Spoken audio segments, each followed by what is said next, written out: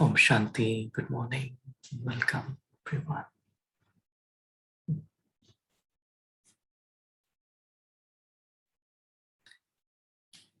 So today the thought was to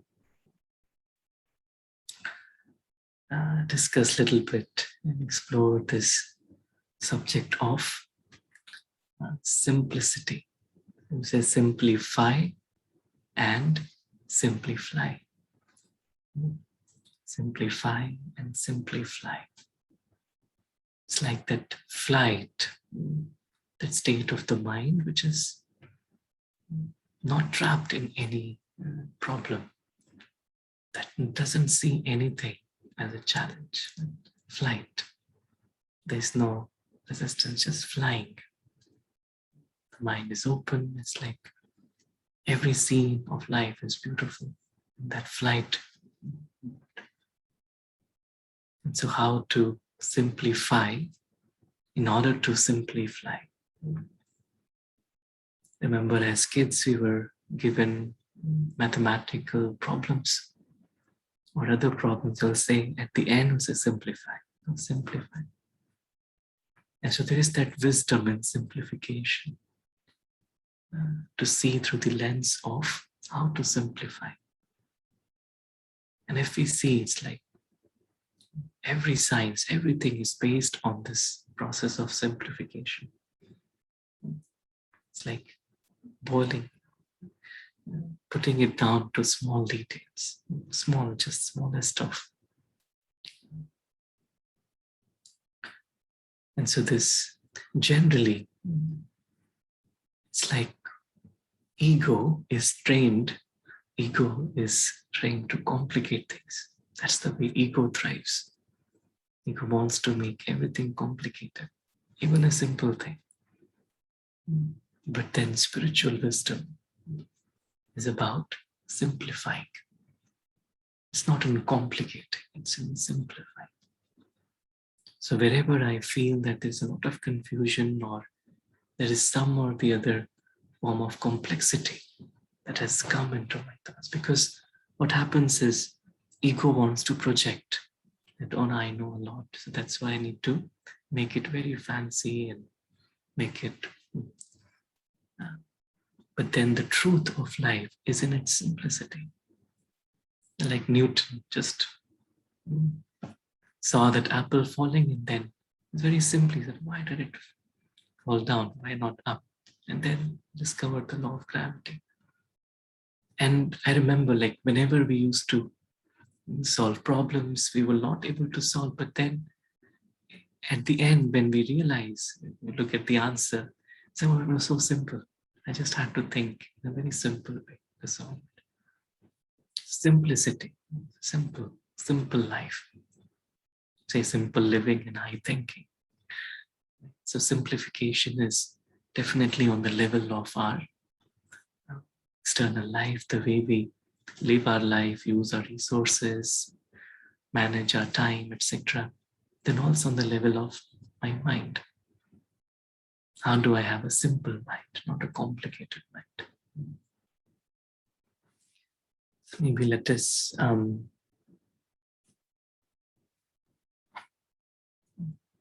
discuss a little bit more this whole aspect of simplify and simplify. Simplify and simplify. So the more I simplify, it's like my mind is like a bird. It simplifies. Simplifies. We have a few slides here. Simplify your life. When I simplified, I realized that my problems are just illusions of complex thinking arising out of ignorance. So problem is an illusion. It's not a reality. Although it seems very real. Right? But then when I change my perspective, then that problem will also change, because the problem has arisen because of the illusion of complex thinking. And that complex thinking How will this happen? That sometimes we call it out of question, right? Complex, make it complicated. Arising out of ignorance. So when I'm not aware of the bigger picture, then there is ignorance. Like yesterday we were discussing this. The word was manmat. Means manmat is following the dictates of my mind. And the other word was alpagya, means I don't know everything. So when I don't know, it's like I begin to follow just whatever comes in my mind. I tend to make it very complicated. Simplicity is the art of focusing only on what is necessary, real, and truth. What is necessary for me, what is real, and what is truth. It is easy to complicate a situation, make it a problem by enlarging it in your mind. I think about it, and I make it big. It takes divine wisdom and innocence to simplify. The kids are innocent. So kids are never problem conscious. They always give them a problem. They'll find one way or another to come to a solution. It takes divine wisdom and innocence to simplify. So today we'll take up this little bit. What is that wisdom that allows me to simplify?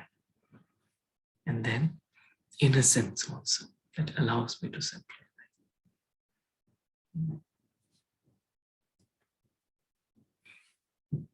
It's like when I simplified myself, my problems simplified.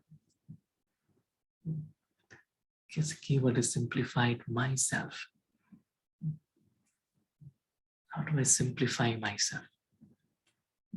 Myself, that sense of self. How do I simplify it? To make it very simple, to break it down, It's like a child is simply just aware initially, just this moment. But later on, the layers of identities start accruing. And then I'm this. Becomes complicated. What is my truth? Then gets lost. And then I tend to complicate things. And those complications give rise to problems. Again, problems arise because of convoluted or complex thinking. Right?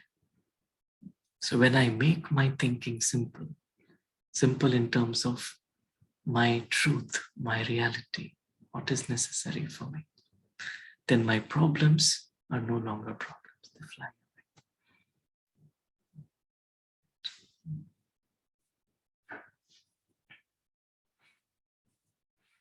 away. So knowledge is a process of piling up facts.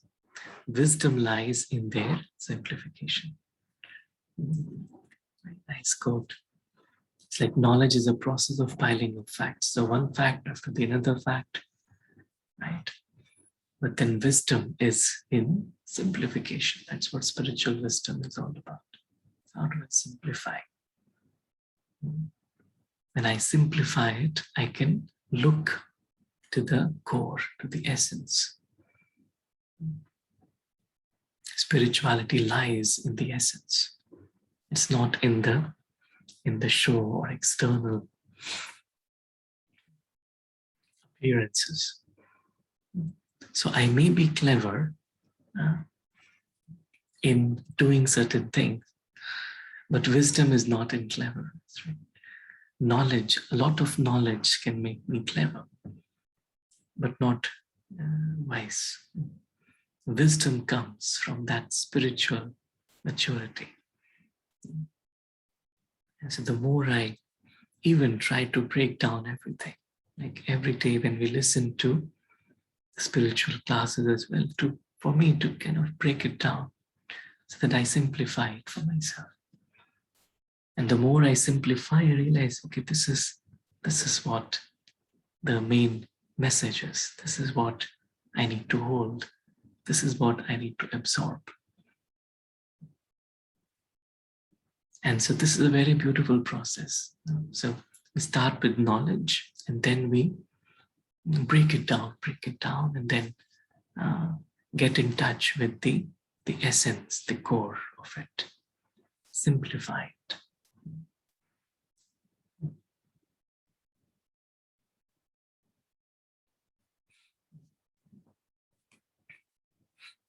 And simplicity boils down to 2 steps. What are the 2 steps? Identify the essential and eliminate the rest. So I identify the essential.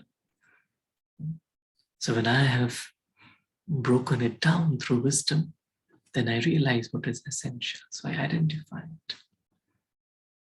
So when I simplify myself, I identify the essential me, my truth as a spiritual being, that I'm an actor on the stage, and eliminate the rest. Means any thoughts of who I am not, it is unnecessary.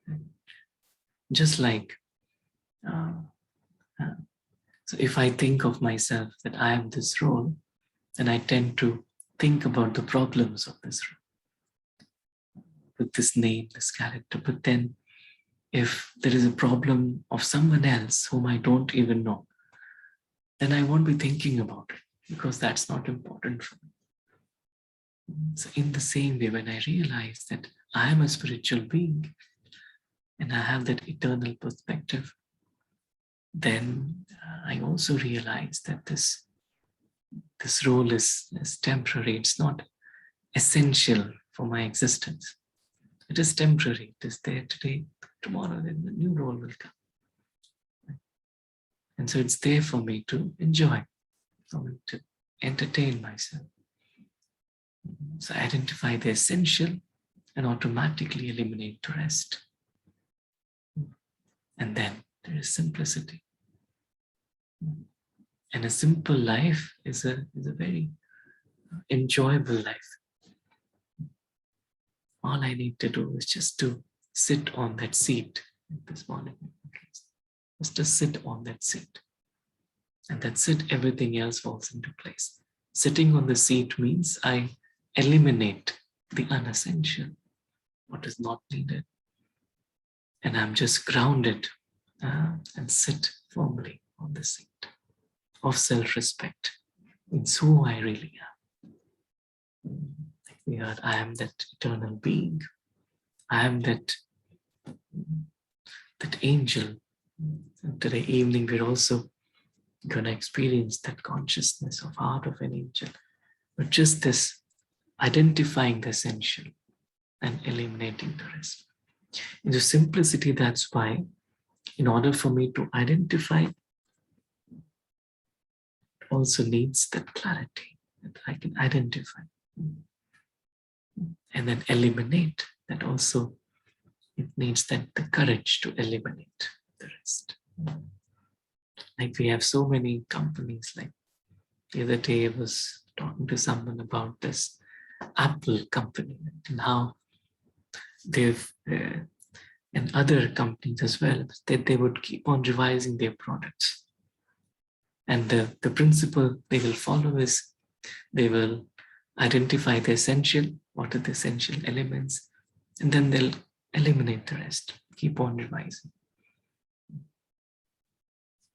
That's how growth takes place. That's what simplicity eventually boils down to.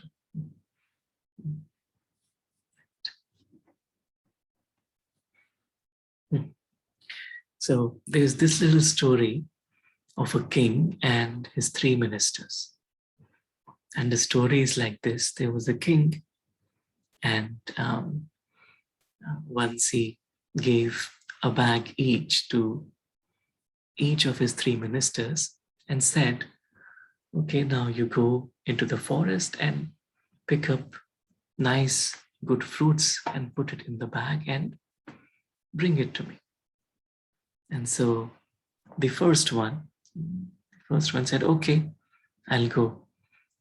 And he went, and he used to think very simply. He didn't complicate. He said, okay, the king has said this, let me do this. So he worked and he found, he chose good apples and good fruits, and then he filled his bag with all of those. It did take him some work to do it because he had to identify the good ones and fill. But his mind was simple. Then, okay, I'm just following it. That's it. The second one, he was saying, no, I'm a little clever. So why I have to work so hard? Okay, I'm just going there. Okay, even if it is rotten fruit, but let me just put everything in the bag, because the king may not even see it, right? I'll put all the rotten ones at the bottom and all the good ones at the top, so I don't have to work very hard. So I'm escaping, and that's what he did. And the third one, he thought, maybe the king won't even have a look at the bag. Why do I even have to go and then spend so much time? And so he was very clever in that way. So look how the clever mind is thinking, or a cunning mind is thinking. He's like, no, then let me just fill it with some leaves and some stones, and that's it. And I don't have to do all the hard work of finding the good fruits. So that's what he did. And so they all came to the king, and the king just said, are you done with your projects? And yes, we know that. The king didn't look at the bags. So the other two were happy that he didn't even look at the bags. But then the king said, now each of one of you has to go to a prison for 3 months, separate prisons for 3 months, and all you will have for the 3 months is your bag, nothing else. So the one who collected all the good fruits for the 3 months had good fruits to eat. The one who collected rotten fruits had rotten fruits to eat. And the one who didn't collect any food didn't have anything to eat. So ultimately, it's all about how with a simple mind, I can easily follow God's directions, which we call as Srimad. Otherwise, there is Manmat or Parmat, means other dictates, and I tend to make it complicated. Then, because eventually at the end, all I am left with is what I have kept inside. What kind of fruits have I stored in my mind? What kind of sanskars have I created? Because at the end, that is what matters. Everything else is temporary, doesn't matter. So simplicity gives me that power to follow God's directions very easily. I tend to just make it so simple. I don't make it convoluted or complicated. Like when I follow the dictates of my mind or someone else's mind, it's like, that's what it is. It's like what actually means by manmat or parmat then is not to be complex or clever or follow the dictates or the directions of thoughts coming from that consciousness, but to just ground my thoughts based on my spiritual reality in a very easy way, and then I easily follow. A simple mind will easily follow the truth. A complex mind will not be able to follow. And because I follow truth, then there is no problem. I make everything very easy and simple.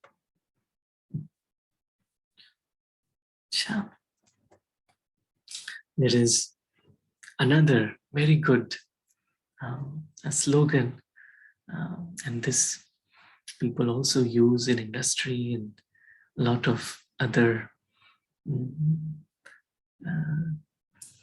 things. It's like, think small to solve big problems. Think small means I just break it down and just think about that small thing. So if I have a big project to do, then I won't think about the whole project all the time. Of course, I'll break it down and only think about what I have to do now. And then that's how I'll solve the big problems in the same way.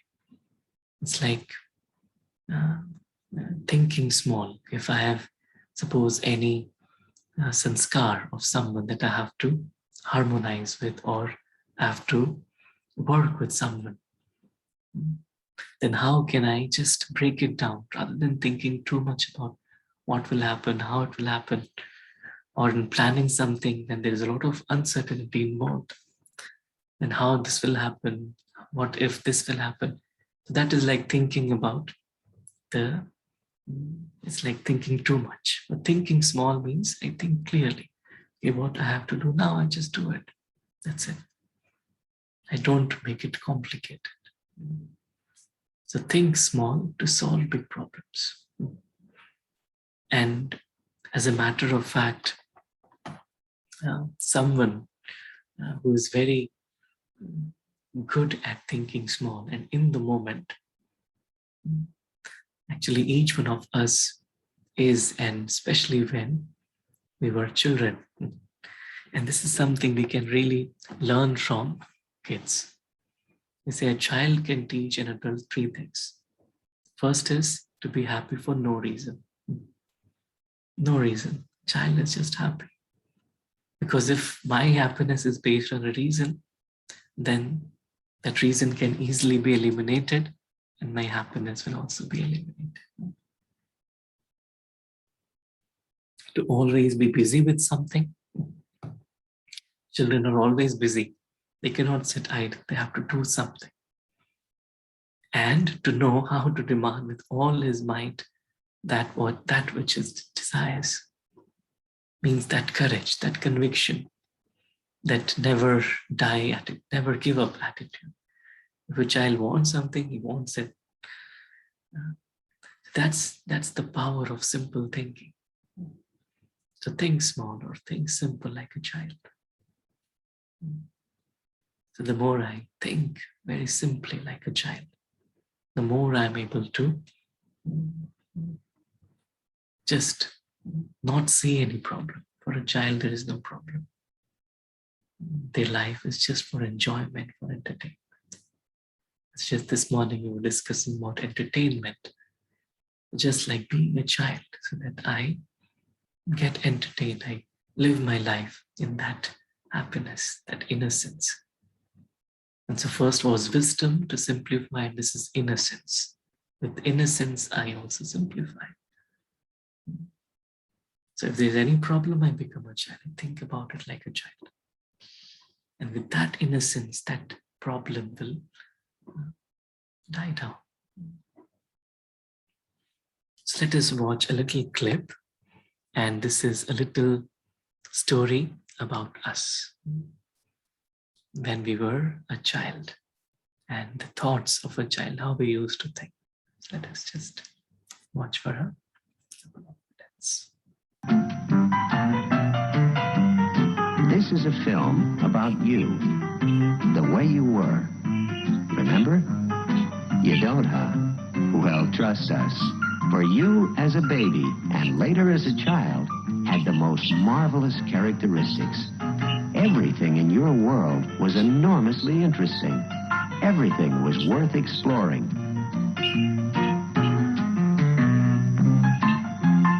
It was almost impossible to discourage you. You had such curiosity. You always had to find out why. And any way you looked at it, the world looked good to you.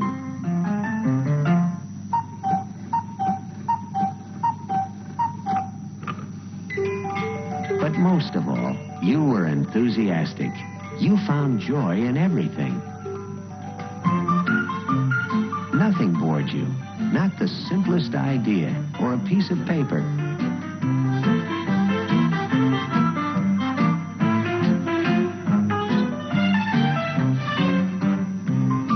If you wanted something, it was worth going after.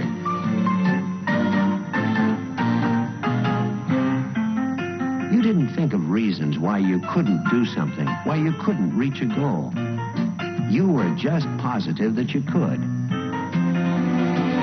You didn't know the meaning of being pessimistic or blasé or cynical. Sure, you fell down occasionally, but you got up. You sensed there was no failure except in no longer trying. Now, where were we?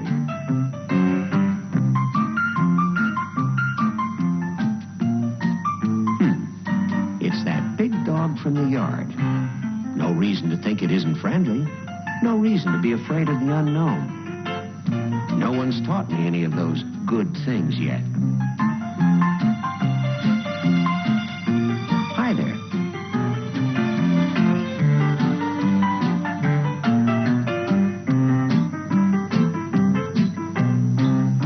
Samantha, back in the yard, please.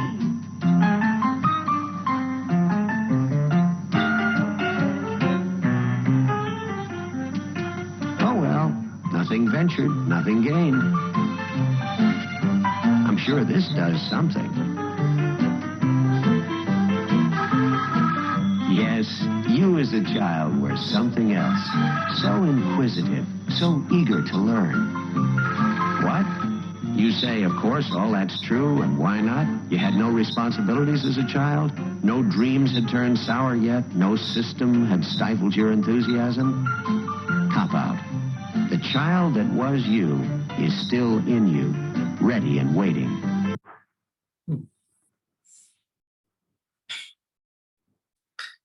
Right. So it's just this whole experience of being a child, and how that there's nothing that could discourage a child.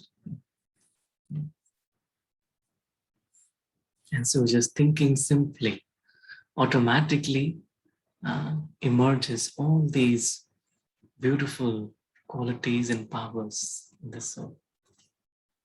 The more I just think simply as a child, I enjoy the moment. There's nothing that I take very seriously. Even if I fail, I'm ready to bounce back. There is no enemy, no threat. I just easily trust anyone.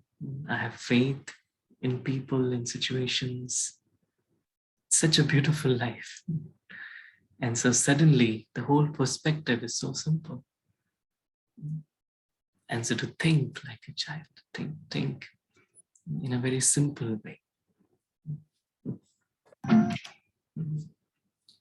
That's what we say, we call it simplify I.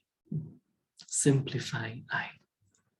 Means of all the I's that I think, that I have created my identity.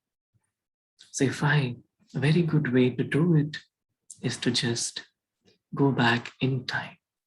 So right now, I'm in this moment, in this costume, and then I realize a few years back, my life was different. I was somewhere else, in some another role, I was doing something. And a few years even before that, I was even someone else. Maybe I was a student, I was studying in a college, and all the rest of the story didn't exist at that time. That is what it is now. And so I go back, further back. I realize I was a child. Simplify, I further go back. So before I was born, I was just a point of light. That's how I entered the body, and that's who I am. I simplify. That's my eternal identity. And before that, I was in a different costume. It's just that simplification allows so easily for me to be grounded, to easily maintain that perspective, not to get bogged down in the details. So simplify I. Simplify I. So great with that. So the more I just stay in that simplified consciousness of who I am, an eternal traveler on this journey through life. I'm an alien here. And so this simple consciousness allows me to enjoy this life, this little life that has been given to me to enjoy. It's a gift from God for me to just enjoy it. So simplify I. So when I simplify I, then I simplify. I simplify I, and then I simply Okay, so thank you so much for your time and presence, and Om Shanti. Thank you.